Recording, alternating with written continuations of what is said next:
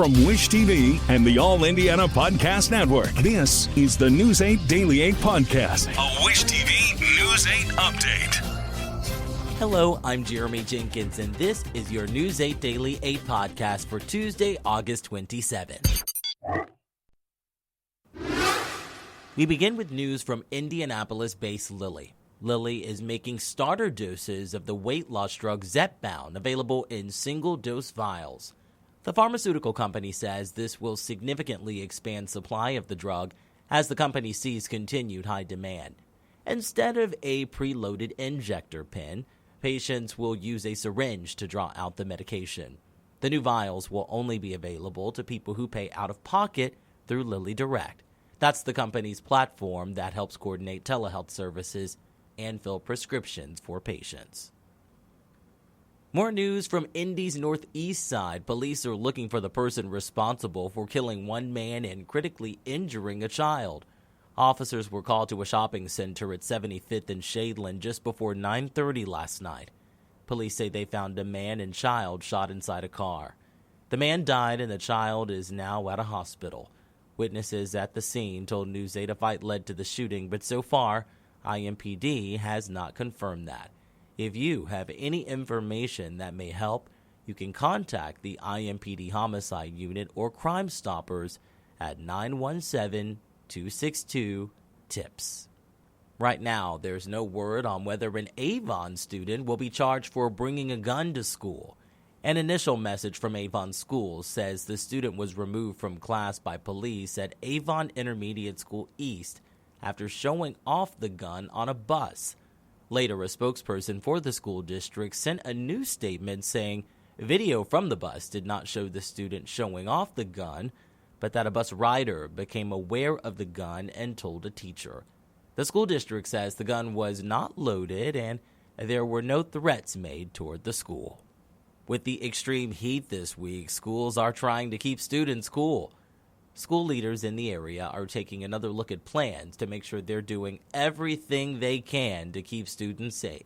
News 8's Hernan Gutierrez reports. State law requires schools with air conditioning to not be hotter than 78 degrees, in other words, be cooler than 78, or have a humidity temperature of, a humidity level of 65% or lower while students are in the building. Wish TV medical expert Dr. Janelle Gordon recommends students wear lightweight clothes with light colors and carry a water bottle during this week's extreme heat. According to Hamilton Southeastern Schools Director of School Safety, Mike Johnson, when it gets this hot, they may need to shorten recess to limit exposure to the temperatures. He also adds that school leaders are giving plenty of opportunities to students to get water and stay hydrated. Johnson told News 8's Raina Revel that they're also keeping an eye on the heat for their student athletes. We have made some minor adjustments as it relates to athletic practices. Some of the schools have had their kids come in before school today and plan to do that throughout the remaining sessions of the week. Other buildings have decided to push practices a little later in the evening. The Indiana High School Athletic Association has 4 levels of heat warnings for their schools. It starts with a caution level, which is between a heat index of 80 to 90 degrees. In these conditions, athletic officials warn that prolonged exposure will lead to fatigue.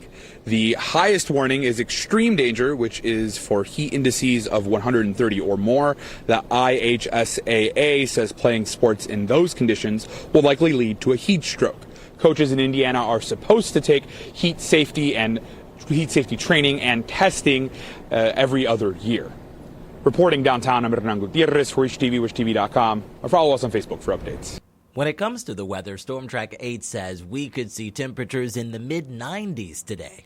Meteorologist Tara Hastings has your News 8 Daily 8 forecast. We could see the hottest day of the year today, and that's just the actual air temperature. When you factor in the high humidity, it is going to feel incredibly uncomfortable with feels like temperatures well into the triple digits. If you have our Storm Track 8 weather app, you got alerted to this yesterday afternoon. We do have a heat advisory now in place pretty much across the entire state. Excessive heat warning a little bit farther northward, right around the South Bend area.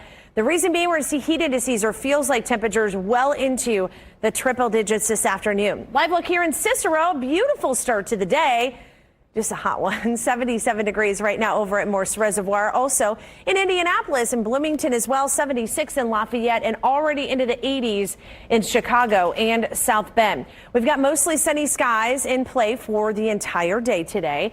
Up to 91 degrees at 1 o'clock, and we'll get into the mid 90s later this afternoon with those feels like temperatures or heat indices between about 102 and maybe up to 107 in some locations across the state. Actual air temperatures will be into the mid and upper 90s. I wouldn't be surprised if we have a couple of triple digit readings here into the afternoon. Now, all day today, I think we're going to be dry, but later tonight, more into the overnight hours, we're going to see a chance for some showers and thunderstorms. Some of them could be on the stronger side, especially in northern sections of Indiana. We'll talk much more about our severe weather threat and also when we're finally going to get rid of this high heat and humidity, all in my full forecast. To get a peek at the full forecast, just head over to wishtv.com, or you can download the Wish TV Storm Track 8 app. And don't forget to check out our Storm Track 8 weather blogs. And with temperatures this time, our attention is on it, but when it comes to children with autism, they require a bit more attention. News 8's Malia Van Ostrand reports. Many children spend a heat wave at the pool or running around a splash pad, but children with autism spectrum disorder can have severe reactions to higher temperatures since they are more sensitive to environmental changes. Dysregulation of their sensory systems, maybe having more meltdowns or tantrums. Parents and caregivers can try these calming strategies for their child. Deep pressure, heavy work activities, soothing, quiet music. If you do decide to go outside, communication with symbols and visuals such as a core communication board may be a good option for children who are nonverbal.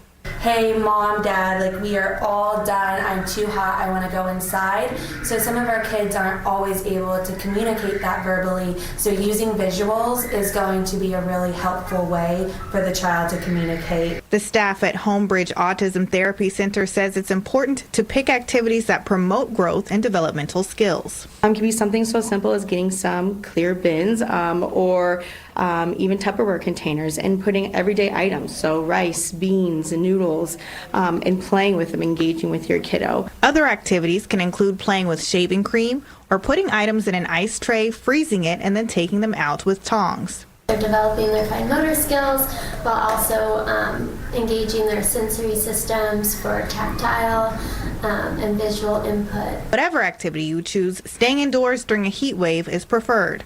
All play is different for our children, and so those inside activities will keep them a little bit less bored while they're in the house. Remember, never leave your kids in the car, especially during a heat wave. Even just a few minutes can be deadly.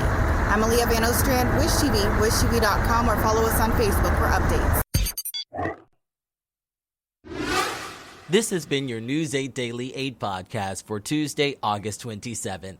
I'm Jeremy Jenkins for Wish TV, wishtv.com, or follow us on Facebook for updates. This is the News 8 Daily 8 podcast, a Wish TV News 8 update on demand. For even more, on demand and on the go, connect with Wish TV on Facebook at wishtv.com and on the free Wish TV mobile app.